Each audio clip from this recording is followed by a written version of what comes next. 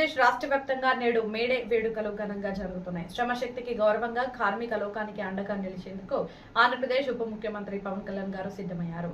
సరిగ్గా నేడు ఉదయం 9 గంటలకు పవన్ కళ్యాణ్ ట్రాన్స్ఫార్మ్ ఏపీ పవన్ కళ్యాణ్ అనే ప్రధాన నినాదంతో ఆయన రాష్ట్ర ప్రజలను ఉద్దేశించి కీలక సందేశాన్ని అందించనున్నారు. కార్మికుల సంక్షేమం, రాష్ట్ర పారిశ్రామిక అభివృద్ధి మరియు నవ్యాంధ్ర నిర్మాణంలో శ్రమజీవుల పాత్రపై డిప్యూటీ సీఎంఓ వేదికగా ఆయన ప్రసంగం కొనసాగనుంది. ఇప్పటికే రాష్ట్ర వ్యాప్తంగా జనసేన పార్టీ శ్రేణులు మరియు సామాన్య ప్రజలు జేఎస్పీ మార్నింగ్ న్యూస్ హ్యాష్ తో సోషల్ మీడియాలో భారీ ఎత్తున చర్చిస్తున్నారు. కూటమి ప్రభుత్వంలో కార్మికులకు దక్కాల్సిన హక్కులు, భవిష్యత్తు కార్యాచరణపై పవన్ కళ్యాణ్ గారు ఇచ్చే ఈ పిలుపు అత్యంత ప్రాధాన్యత సంతరించుకుంటుంది.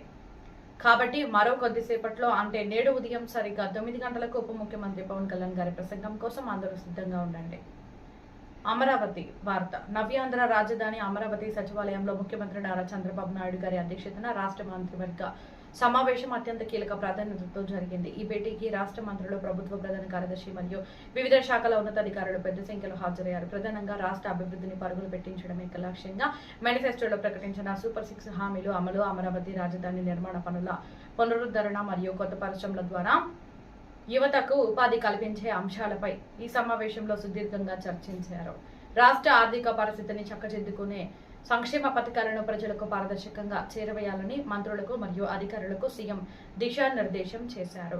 కూటమి ప్రభుత్వం అధికారంలోకి వచ్చిన తర్వాత తీసుకుంటున్న ఈ కీలక నిర్ణయాలు రాష్ట్ర భవిష్యత్తుకు దిక్సూచిగా మారనున్నాయని రాజకీయ వర్గాలు భావిస్తున్నాయి. మరిన్ని తాజా అప్డేట్స్ కోసం చూస్తూనే ఉండండి జీఎస్పీ మార్నింగ్ న్యూస్.